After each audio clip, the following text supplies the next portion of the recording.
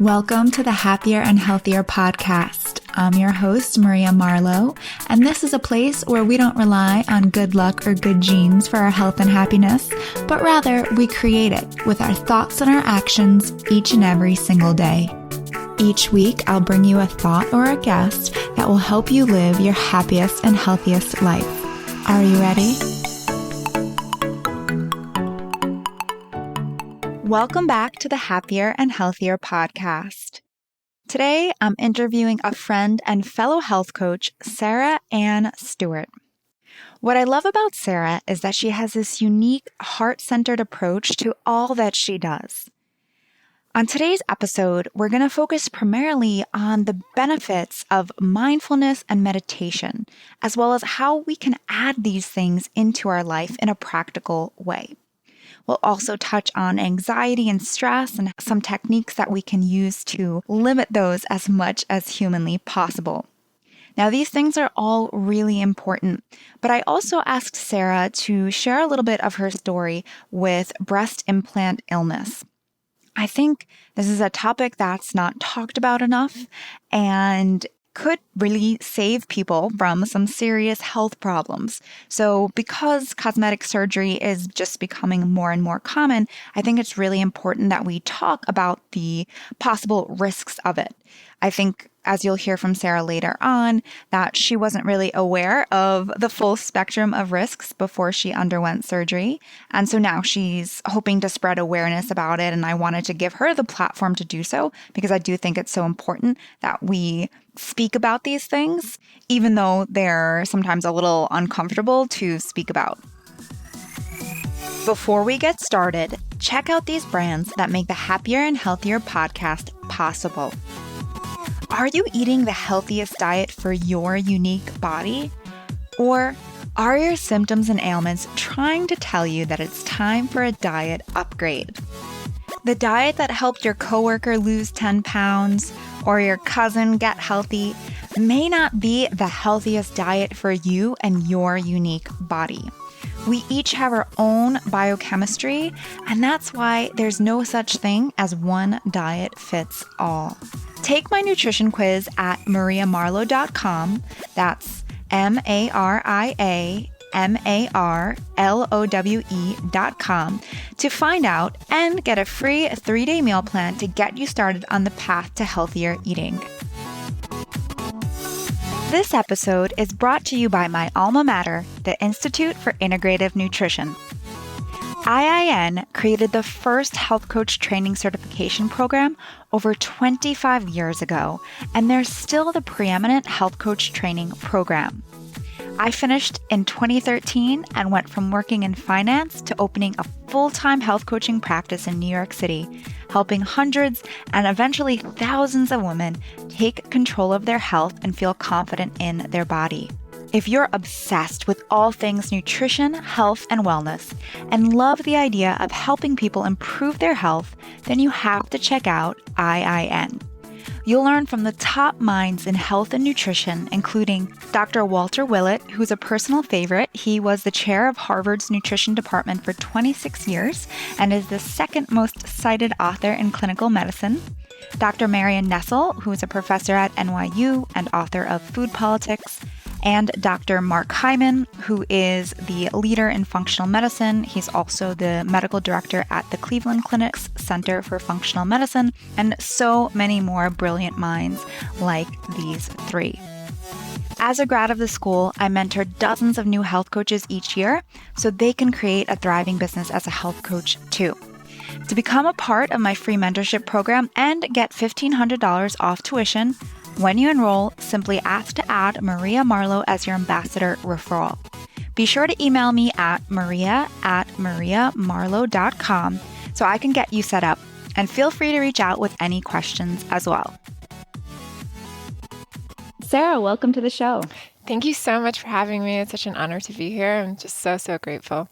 I just love speaking with other women who have found health and wellness to really improve their life. And you didn't really come from a super healthy background, right?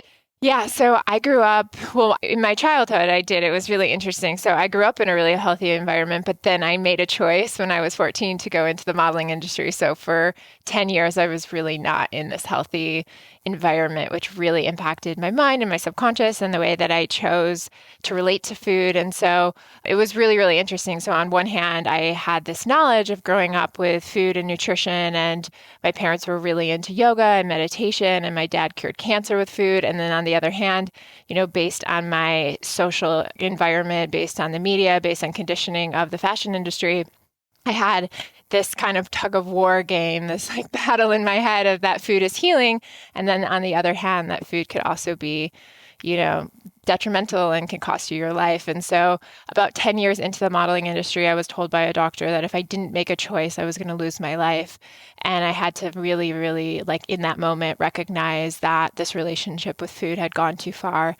And that's when I went back to school for nutrition. And what was interesting was like the more nutrition information I got, the worse my anxiety and the stress around food got.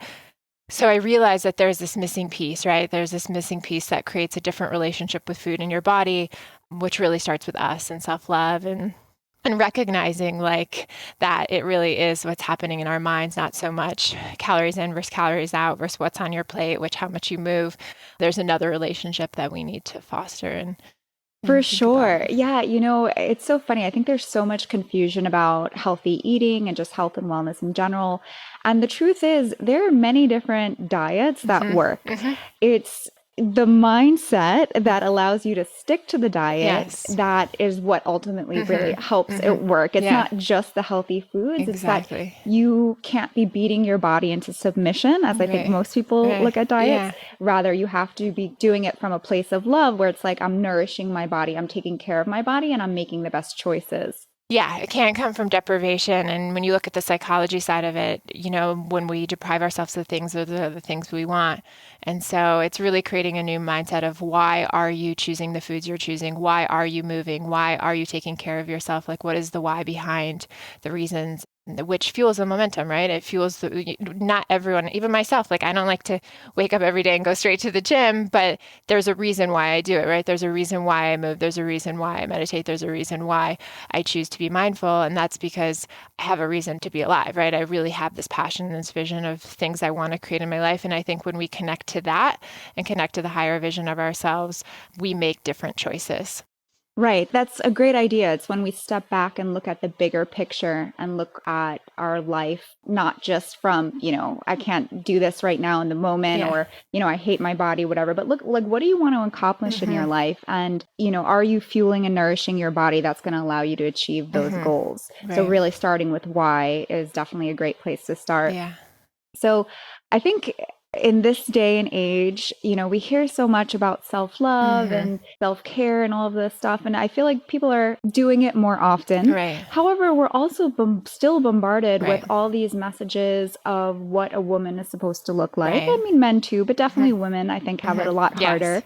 And it's not even just celebrities anymore and actors and actresses. And it's on social media, all these people. And I see people, and there's nothing wrong with people wanting to do this, but doing plastic surgery and lip fillers and breast implants and all of that. So I Right. know you have quite a story Yeah. with breast implants. So I'd Yeah. love for you to share a little bit of your story of what made you decide to Yeah. get them. Let's start there. Yeah.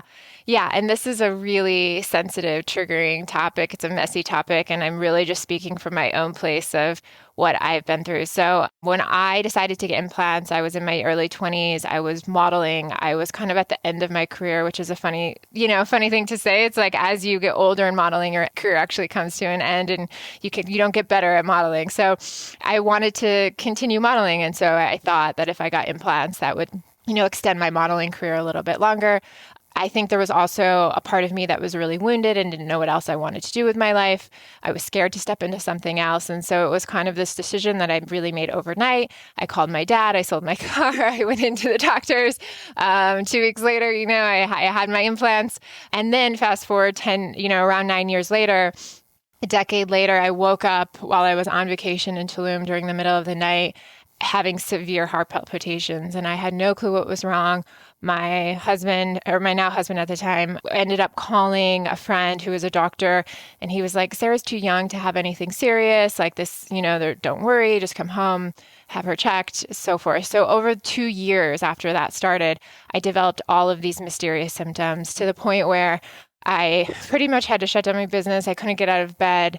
I was really, really sick, and just bizarre symptoms like pain in my hands, pain under my armpits, like brain fog, memory loss, not being able to remember people's names that I had just met, like things that you just don't think are going to happen to you when you're 30, in your early 30s. So I continued to search for answers, going from doctor to doctor, different functional medicine doctors.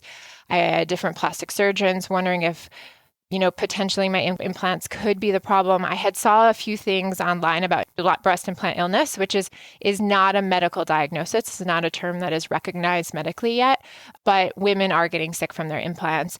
In that time, my ego stepped in and was like, it can't be your implants. It can't be your implants.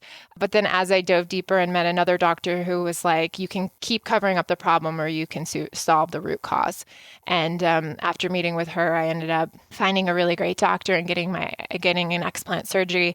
And then within, even just a couple of days, I started feeling better. And it's been a year now, and pretty much all my symptoms have gone away other than a little bit of joint pain from the heavy metals. And so it was just a profound journey for me in recognizing that symptoms tell us things that test results always can't tell us, because I had been tested for everything under the sun. I spent, thousands of dollars getting tested and thousands of dollars in treatments, and nothing was working. And so I'm fortunate that I had this voice inside of myself, this intuition that I was like, no, I have these symptoms. Like, I'm not crazy. These are real things. And I was able to trust that, because I think so often we go to the doctor, we get tested, and then it comes back completely normal, but yet we know the symptoms are still there. And so sometimes that's emotional, sometimes that's mental, sometimes there is manifestation in our body and pain that's coming from stored, repressed emotions, so forth, other reasons, right, that don't show up on a regular medical test. But it's our responsibility to keep looking for the solution. Yeah, it's so powerful. It's such a powerful reminder that what you said about tests don't always give us the answer. Right. Sometimes it's the symptoms that do. Yeah. And I think this is across the board. There's so many things. I think we're just so reliant on our doctors to tell us what's wrong, or the blood test to tell us what's wrong, but it can't pick up everything. Right. And we really do have to be our own body detective and be our own advocate, because no one else is going to figure out the answer for you, Exactly. not even your doctors, right? I'm sure, how many doctors did you go to and just kind of sent you on your way? Yeah. And, for me, I have no blame towards my doctors, because again, these doctors don't know about breast implant illness yet. It's a very new sickness.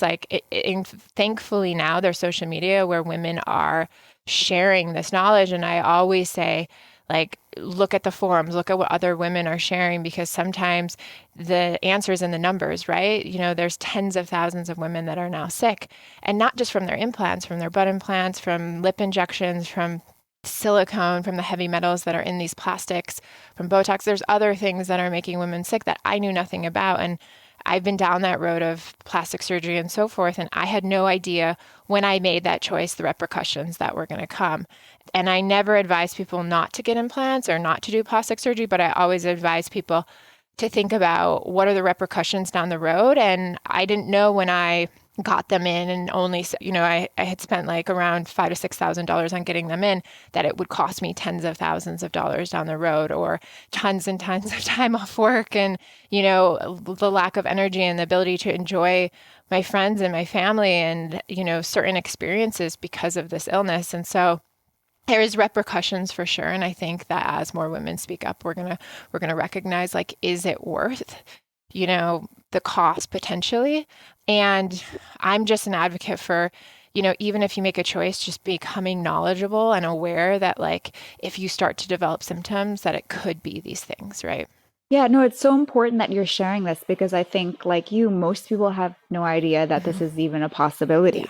Yeah. Right? Because it's not really talked about that often. And that's why I think when you posted about this a while back, your post went viral, because no one's really talking about it. Yeah. And what's so wild to me is I think about the choices that I've made and just how much of a disconnect there was in my own mind because of my ego. I don't even drink out of plastic water bottles. And yet I'm putting plastic in my body, in a state where it's constantly in heat and like water, and there's this chemical reaction taking place. And, the silicone is breaking down. Like, even though my MRI showed my implants were completely normal, the pathology report showed that my body was actually breaking down the implant.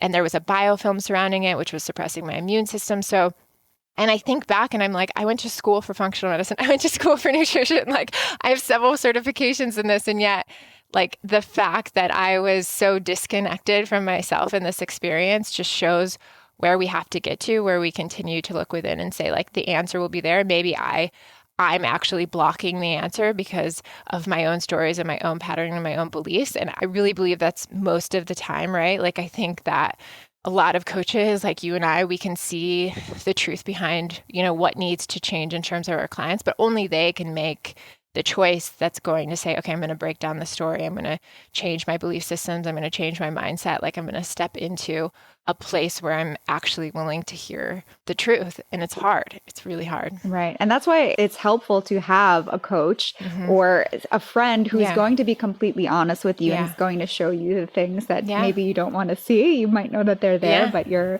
sort of blocking them out. Yeah.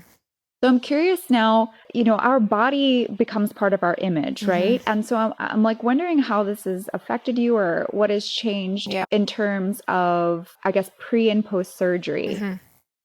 Yeah. So it was really interesting because when I went through like the actual process of the week before getting them out, and then a couple of weeks after, I really went through, I wouldn't call it like depression, but I was definitely in a space of really low energy and like sadness and pain, and really having to forgive myself because I recognized within that experience, like, that I actually did this to myself. Like, I can't blame the doctors. Again, I can't blame the doctors for not catching it. Like, I made the choice to go into that doctor's office and get the implants. And so for me, it was this entire forgiveness process, which I think is what most women need to go through when they're healing their relationship with their bodies, because we're the ones who have made every choice when it comes to our body. Like, we choose what we put in it every day. We choose what, if alcohol, cigarettes, whatever it is, it doesn't matter. Like, we're making those choices, good or bad. I'm all about balance, but yet those choices are still ours, and we're the only ones that can hold responsibility for that. So that was something that I really had to recognize, was like, these were my choices, and I have to go through this forgiveness process. And with my coach, we did a lot of like ceremony and ritual around forgiveness, and writing a letter to my body and writing a letter to, my future self, and my future self thanking me for this, for getting these out and really loving my body. And just as I recommend to any woman, like, I had to sit in front of the mirror and tell myself I loved myself. Like, I had to do all those things. And what was so profound was the amount of women that reached out to me that were in deep concern about like how other people would perceive me, how my husband would perceive me, how as a health coach, if I, came out that I had these implants, how other, like all of these things. And it was just mind blowing to me that so many women were like in deep concern of like, well, how will society see you now? How will your husband see you now? Because they were like, my husband got me my implants for Christmas. I could never get them out. And I realized in that moment, like, how much work we have to do, and like how much self-hatred and self-loathing and, media and all of these things, which I talk about all the time, are like deeply impacting our state of peace of mind, like deeply. And it's so rooted, and we all need, as women together, we need to come together and like support each other in making decisions that are based on the individual's choice, right? Right. So let's talk about the self-loathing and self-hatred, because this is something I talk about all the time too. In this society, it feels like we are raised to hate ourselves. We are raised to think that our body is not right. If we're blonde, we want to be brunette. If we're brunette, we want to be blonde. If, whatever someone else has is what we want. What we have is never right. You have straight hair, you want curly, right? Yeah. So how do we start nipping this in the bud? How do we start turning this around? You mentioned a few practices that you started doing, but really, where does someone start? Because I think sometimes we don't even realize that a lot of this self-hatred is not even coming from us. Right. Like, it's just coming from the programming, from society. Even, our parents, like maybe our mothers would say, oh, I'm so fat, or, oh, I'm so this or so that. So first of all, how do we even recognize if we're in that place? I know. It's really an incredible thing that we, as women, I think we all have to even those who like come to me and they're like, they want to just start with nutrition and they want to just start with movement. And I'm like, I would love to start with those things, but they're not going to make a difference if you don't do this deeper work, right? It's like, this is what actually matters. And so from a place of like self-hatred, self-loathing, I always just remind people that what we're thinking in our minds is basically a collection of all of the stories, all of the media, everything you've looked at, walking past, the advertisements in the mall, like all your experiences are basically an accumulation in your mind, suppressed in your subconscious, that are driving your behavior. And if we can start looking at it like that and saying, okay, the stories that are actually occurring in my mind aren't my actual stories. They're not my truth. And so what is my truth, right? And that comes from your heart. That comes from a place of actually being in your body and recognizing, okay, from my heart, you know the truth and the deepest core of who you are. You know that like your self-worth has nothing to do with like your color of hair, your color of eyes, your skin tone, like none of that. But yet, we're all kind of fighting each other to validate those beliefs. And until we start actually connecting to our heart and our truth, which is that your self-worth, your self-love, your self-esteem has nothing to do with all of these stories, and they're not your stories, and they've been stories projected upon you. I think when we can start to discern that, and then starting to recognize that we're operating from those stories, and like, what do you actually want to operate from? I have a spiritual belief that we chose our body for the lessons that we're meant to learn, that we have the body based on like the partner we want to attract, based on like all of the things we want to experience in this lifetime. Like, that's just my personal spiritual belief. And it like has helped me move through so much of the pain. And I'm like, there's a reason why I'm in this body. Like, I have bigger things I need to do than worry about like the extra inch on my hips or the 5 pounds I gained this week. But I also think, for me, I was in a really serious car accident and I didn't know if I was going to make it through the night. And I remember thinking like, at the end of my life, like, I'm not going to give a shit about like, about like whether my hair has been like, is still frizzy or whatever. Like, none of those things matter at all. Like, it matters that, we as women come together and support each other in finding, what feels best in our own bodies and not trying to project or tell someone else how to live. Yeah, that's so powerful. And really, I think it's sometimes we have these wake up calls in our life that show us what is really important. Right. And having that shift in perspective, because it's all perspective. Right. And I know you talk a lot about mindfulness and meditation. So I want to talk about both of those things. Yeah. So we sort of kind of started getting into the mindfulness, but any tips? Like, obviously we're catching our thoughts and making sure that when we're telling ourselves bad things or putting ourselves down, you have to catch ourselves. Yeah. But any other tips for how we can be a bit more mindful and start shifting that conversation in our head?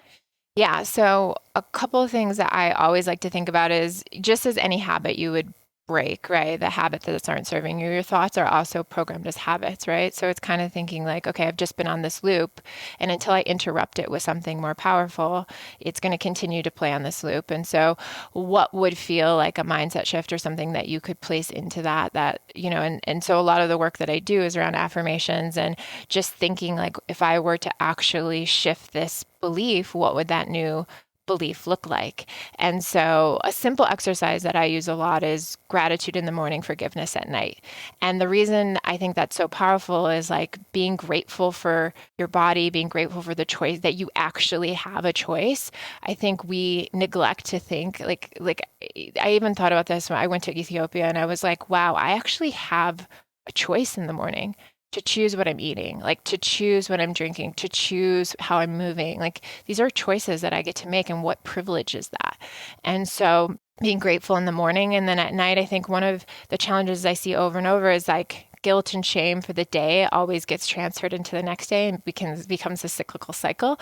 So if you can end your day with a forgiveness meditation or forgiveness ceremony or ritual or process that just allows you to say, whatever happened during the day, I did the best that I can, and I forgive myself, and tomorrow is a new day. It kind of clears that energy before the next day.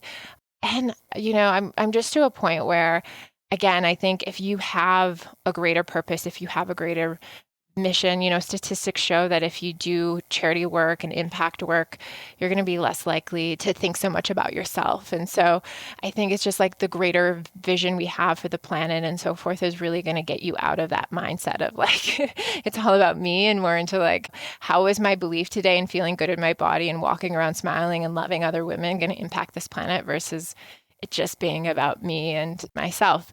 And this is coming from someone who was very much in that for a very long time. Yeah.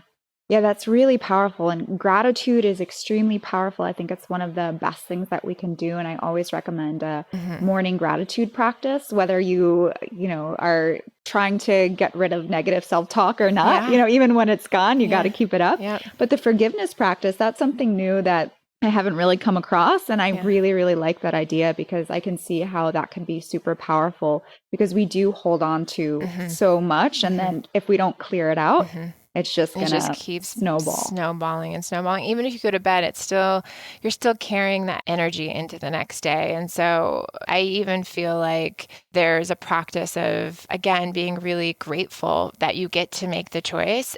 And then also like standing in your power when you're in circumstances. So, so often I hear like, oh, well, I'm going to wait to see if my friend is getting a margarita or a martini. I'm going to wait to see if my friend's choosing the bread.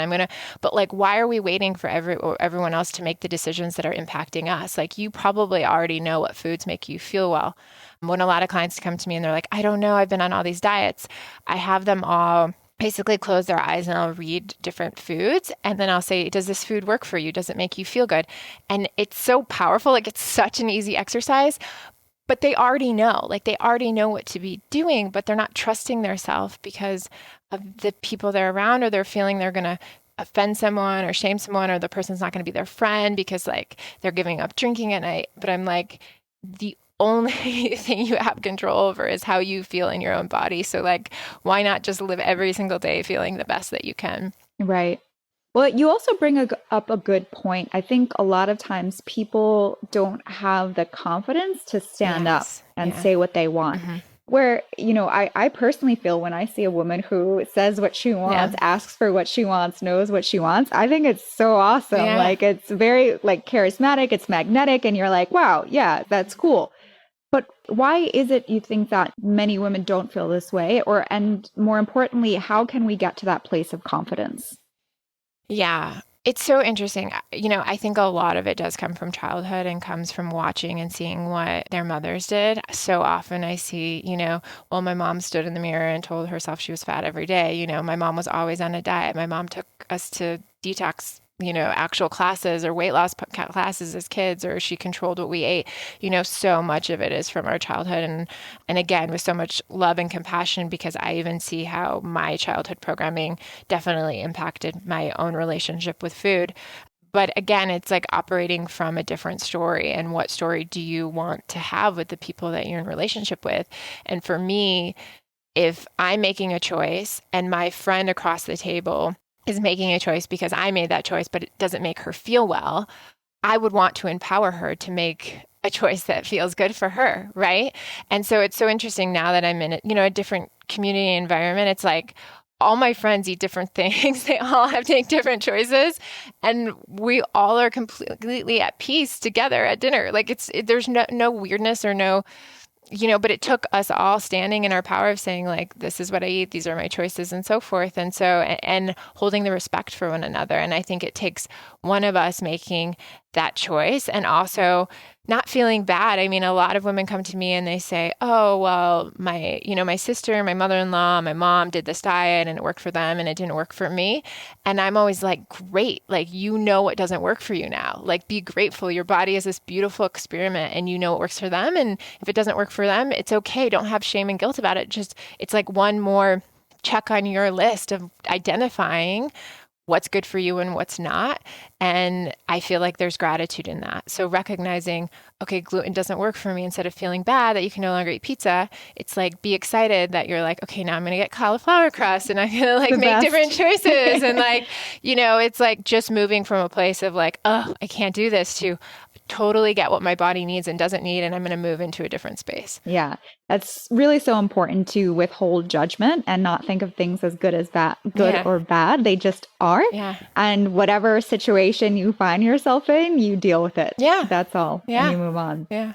And just when you were speaking about the confidence piece, something that I just remembered, I read an interview with Blake Lively, and she was talking about, or I think the interviewer said something like, I don't know, you look so great and confident on the red carpet, something along those lines. And she's like, actually, I hate the red carpets. I really don't feel very confident. But when I go on there, I just pretend I'm J-Lo.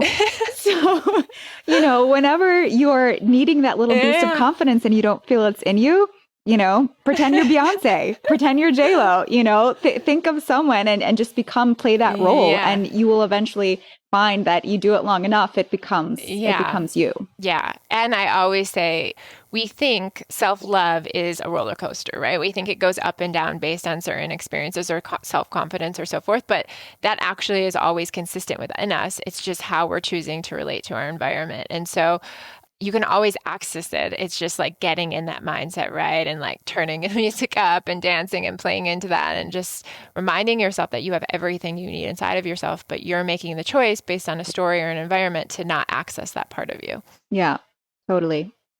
So let's talk a little bit about meditation. Yeah. I know you're a big proponent of it. So what role does meditation play in your life, and how did you come to start meditating?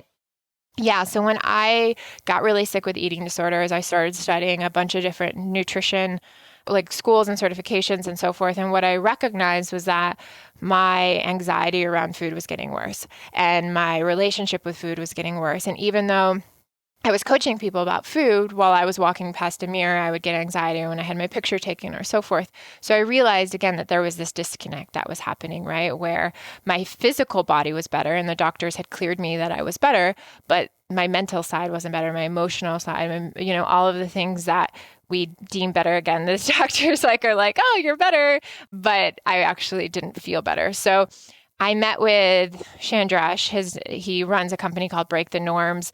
He was kind of the first person that really was the component to really saying to me, like, you have to unlearn the way you were taught to suffer. Like, you have been suffering for 10 years. It's programmed in your mind. It's playing on this auto loop.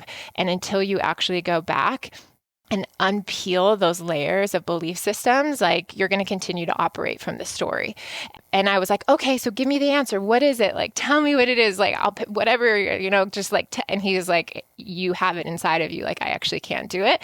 And he took me on this journey through his series of different types of meditation, but mostly mantra meditation, where you basically get a mantra that your guru gives you and you practice this mantra twice a day. And through working with him and really peeling back these layers, I started to recognize, wow, I don't have that anxiety anymore. I don't have these fears anymore. This isn't part of who I am. And so I recognized through the meditation and mindfulness techniques that something powerful was really happening. And I started applying a lot of these principles to my own clients.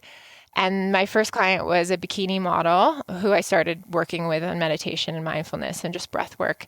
And she had been binging for years. And through meditation, within 6 months, she hasn't binged ever since. Wow. And so it was like, and now we're very good friends, and now she coaches as well. And she was one of the first people that I was like, wow, there's something to this mind-body connection, right? There's something to the fact that she's been living with this for so many years. I've been living with this for so many years. And this is actually making a change.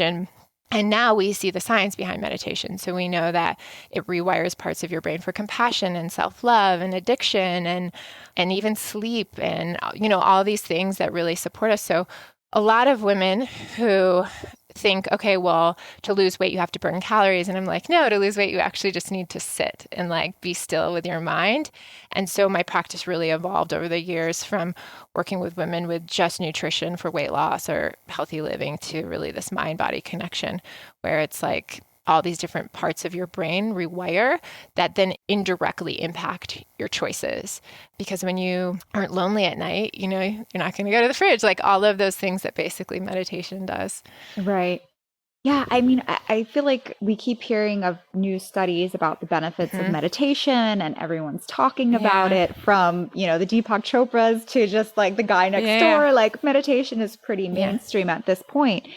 But I still find that most people find it hard to meditate or just to get started. And I think once people actually do it and they feel like, okay, I'm meditating, and they start to feel less anxiety or see some benefits, then fine. They're they're going with it. Yeah. But I think it's that initial getting into it. So we know it's good for us, but it's a little hard to get there, right? Yeah. So I'm sure you get this pushback from your clients. Like, how do we get over that little hump? Yeah. So I think it's important to recognize what's not working, like the whole dieting calories in and out is causing more anxiety, more irritability, lower self-esteem, stress, exhaustion, all of the things that we don't want, right? And so if we look at like, what have we been doing over and over that hasn't worked, why not try something new, right? And why not try something new for at least a couple of weeks or a month?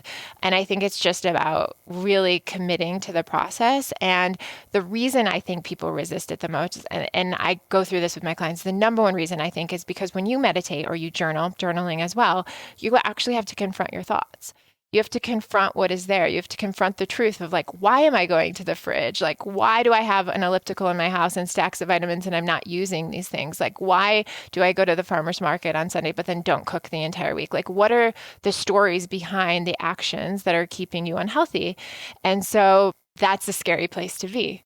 But if you can get through and recognize, okay, I'm actually going to identify the behavior change, then you're going to realize that like everything you want is on the other side of that fear.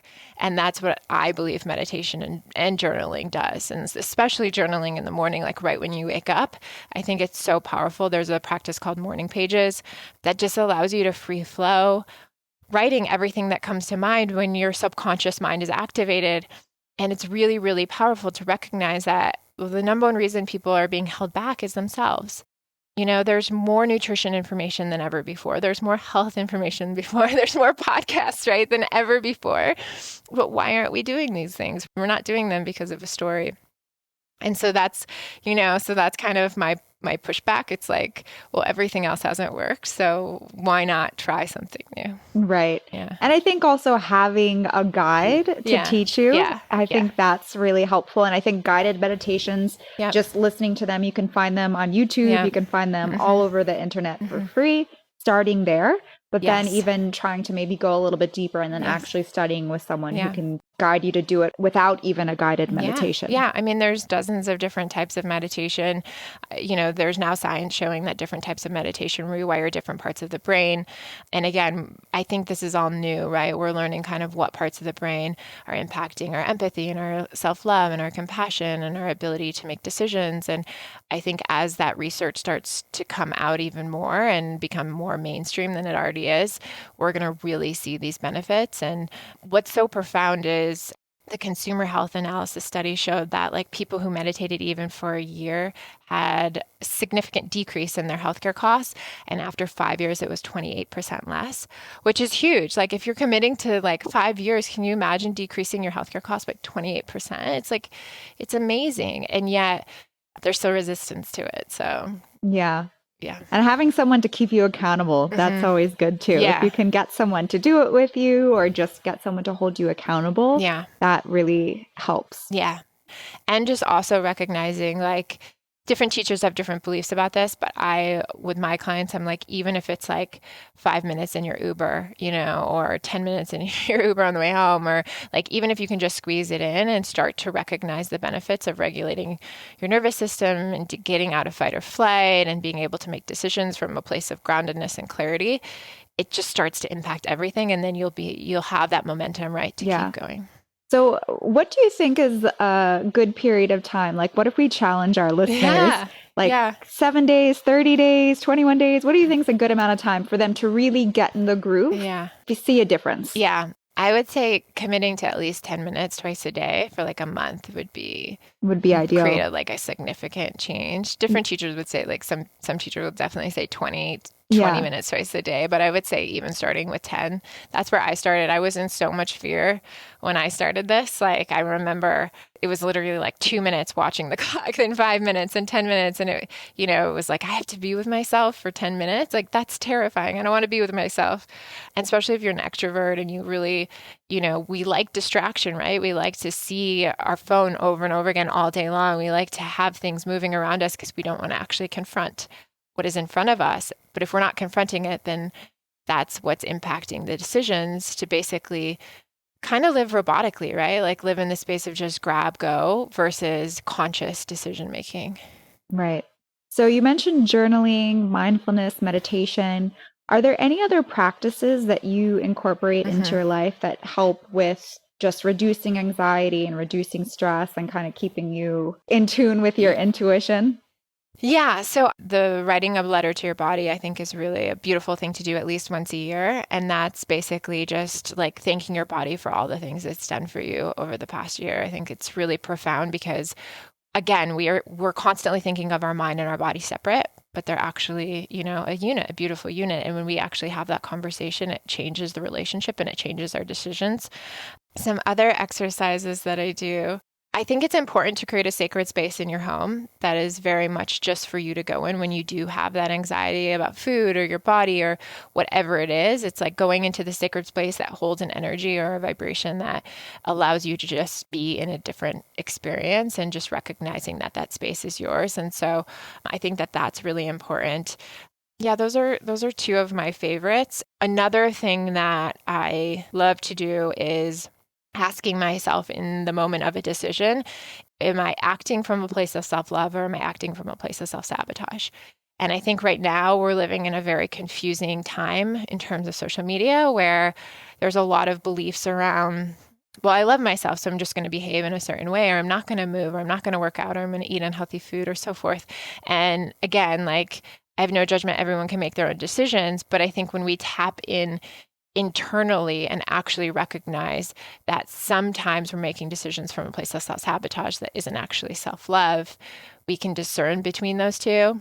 And so like sometimes I'll be like, I love myself, I'm going to sleep in today. And I'm like, no, that's actual sabotage. Like I need to like get up and move and, get some air and so forth. And so that's been really helpful too, because I think that's very confusing right now for a lot of people where we're kind of stuck in this belief system of, well, I love myself, so I'll do whatever I want, but then we don't feel well and we're confused. Right. Well, that's where self-reflection it just really comes in and it's so important. I think it's something that we typically try to run away from as fast as we can. Yeah. We'll have a million other things to do except sit, even for 5 or 10 minutes and just think about, okay, how did the day go? What choices did I make? And, how did they affect me? And what do I want to do better tomorrow? And all of that stuff. And it could make such a huge difference in our life, yet we don't want to do it. Yeah. So if you can leave our listeners with just one tip or piece of advice on how to live a happier and healthier life, what would that be?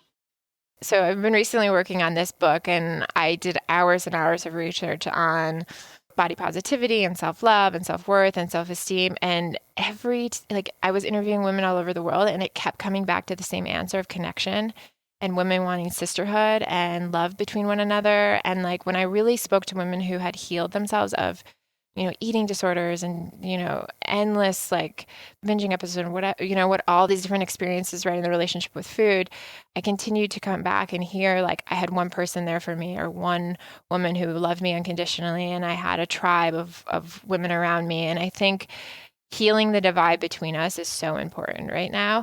And I see this where we like there's a body positive post and it's so beautiful. And then like underneath all the women are fighting each other about their belief systems and this, and it's kind of this like who's right and who's wrong. And like, I think it's just really important that we all just step into a place of just loving each other and sisterhood, because that's what's actually going to heal the divide and letting people be in whatever choices they make, whether that's vegan or paleo or keto or, whatever it is. It's like I see them all fighting each other, but they're fighting each other because they want to be part of a community. They want to be part of something. They want, they want a label and like to be part of a tribe. But what if we were all just part of a tribe?